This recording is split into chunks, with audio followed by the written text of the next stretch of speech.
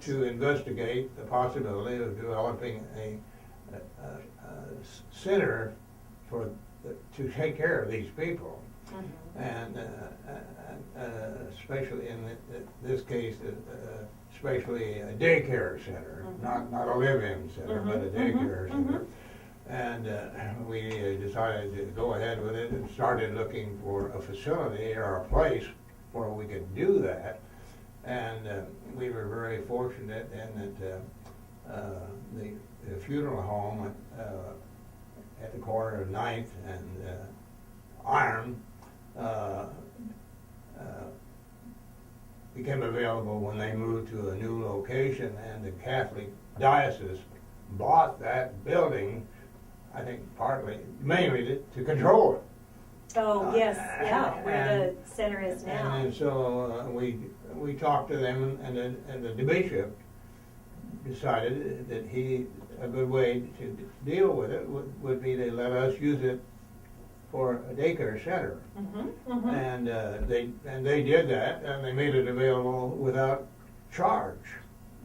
Oh, wow. Which is a wonderful thing. Yeah. We didn't have money, and it was a good location. So in other words, you don't pay rent. No, we don't. There's no rent. Yeah, that helps a lot. But we spent a lot of money and a lot of work fixing it up so it would meet the demands of the government and terms of bathrooms and all that. And so it turned out to be a wonderful facility and has been very successful. And we have to credit the diocese for making it available to us. And then we also got involved with the Salina County officials, and we decided to be a part of the Salina County effort. And our Tom Mulhern was working for them. And I might stop you because this is such good information. Let's repeat this on the broadcast. Oh, okay. I'm going to intro into getting you to talk about the legacy. And what was your wife's name? Waitstill. Waitstill. It's the only person I ever Waits. Till. Waitstill. And her mother claimed that she got it out of a story in Capper's Weekly. Oh gosh. Oh wow. Okay, well let's go on back and we'll start with, this one will be a little shorter with 9 minutes, Ben, so. Yep. You want me to repeat? We're back, and this is Joan with the Joan Jerkovich Show, back with Dr. Wendell Nickell, talking about the experience he had with a spouse who has Alzheimer's. We heard his comments about the thing that Pat Robertson, the Televangelist at 700 Club, had to say, and he certainly doesn't agree with that. But we also want to get into talking about what I want to call the legacy of what Dr. Nickell is leaving here to our community of Salina relative to what he did with his wife, Waitstill. Very interesting, unique name. Of course, a doctor as well. She's a doctor of anesthesia. His wife was a doctor of anesthesiology. But go ahead, Dr. Nickell. I want you to tell us how that all came to be, starting with how, when you discovered your wife had this illness, you wanted to study it. Well, because she became forgetful. She became sort of irresponsible as far as driving a car, I thought. And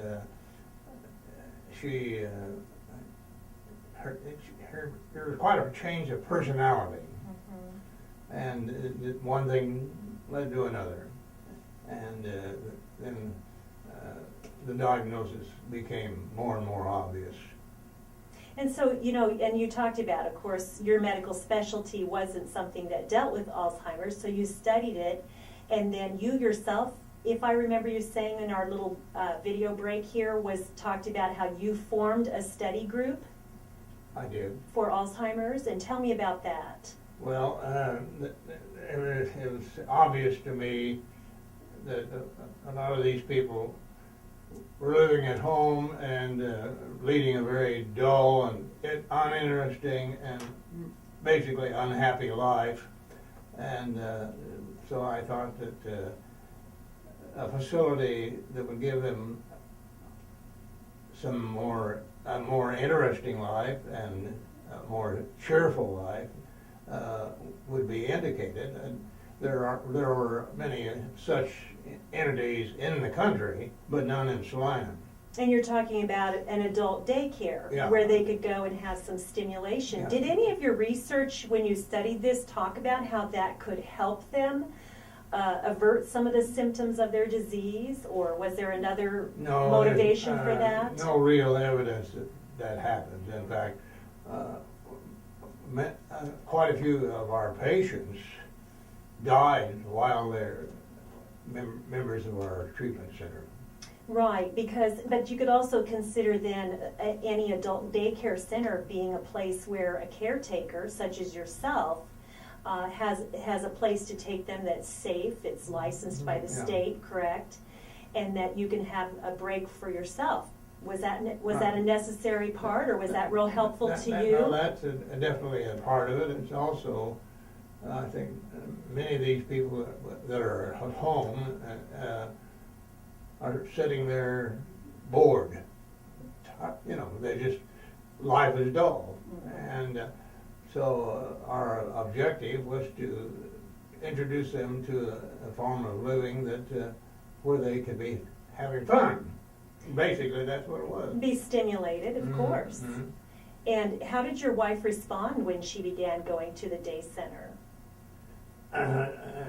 She responded by, we had games, we had music, we had art, we had trips, and she was involved in all of those. And she never resisted going, or was sad to see you leave, or did you take your own break and do errands or whatever while she was there, or did you often stay and participate with her?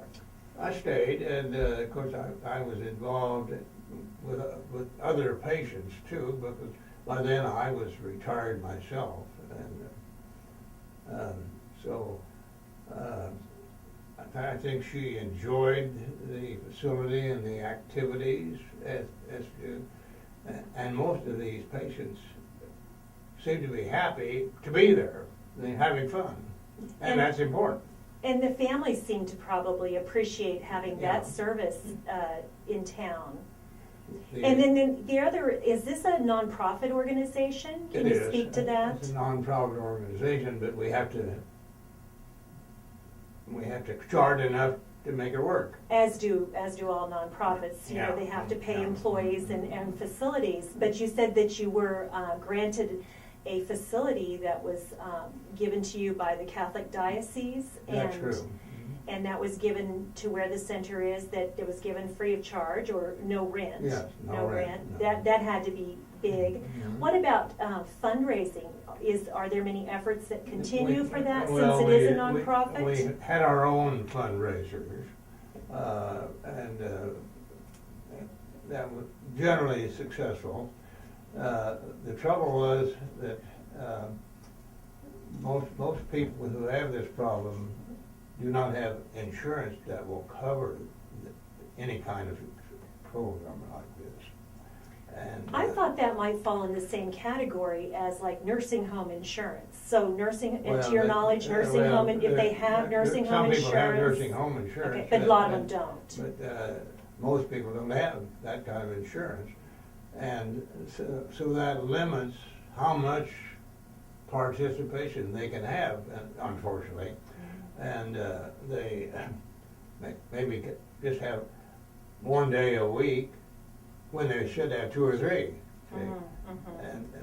But what could you do? Because Don't even have the though money. it's a nonprofit organization and you hope to get donations to cover some expenses, Yeah. people are still going to have to pay for the services. We had some, we got permission to deal with patients who are supported by the military or Veterans Association, and that helped. But most of the people did not have that kind of support.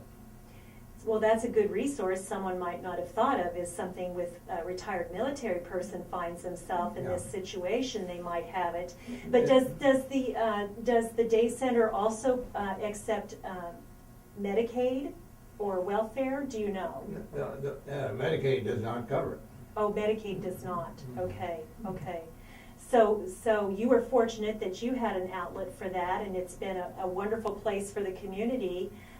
Is there anything else you'd like to close on? We have to close our interview. I hate to say that, but anything you'd like to say to our listeners? Well, one of the things I'd like to emphasize is that as the average age of the population gets higher and higher, it's inevitable we're going to get more and more patients with Alzheimer's. And it's going to be a bigger problem, and if our government's in trouble financially, it means that there's not much likelihood that they're going to take over the expense of this. Although our society should see to it that the government will help. Right. It's a very needy part of the population that, like you said, because that's a scientific fact, that as people get older and as they age, fact, they're more prone to Alzheimer's. I'm one of them.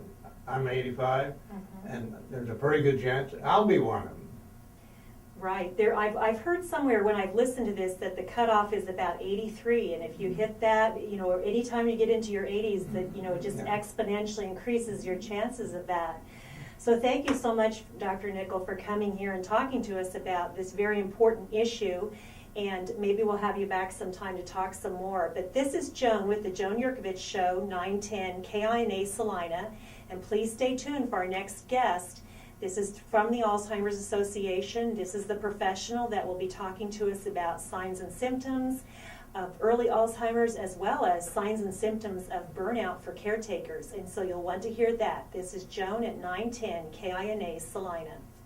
A little better exit on that one. Well, you did a very good job. Well, thank you. And you did too. And I hope people go and listen, because some of what you said.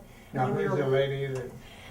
Debbie Holyrood, and they know you very well up there. Really? Because I talked to, I think, Christy, and I talked to her, and she knew you quite well. Okay, I know. But you've met a lot of people in your day and around, so, yeah. So. Well, I hope you have a good interview. Yeah. Well, I do too, and I think it's so good She's for what you to probably say. got better details than I did.